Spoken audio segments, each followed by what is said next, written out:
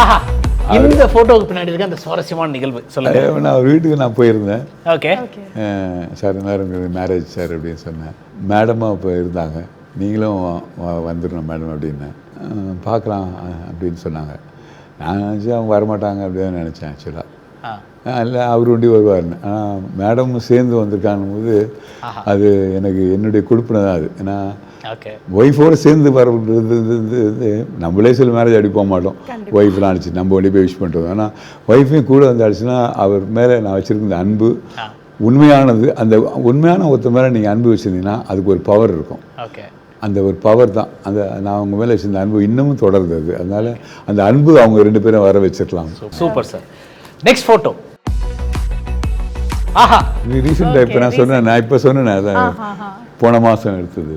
Okay. I think Kamal சாரோடைய birthday அப்படின்னு நினைக்கிறேன். கரெக்டாக சார்? இல்லை நாங்கள் என் பொண்ணு இப்போ சரி சின்ன 2-3 படங்களில் நடிச்சிட்டு இருக்கா.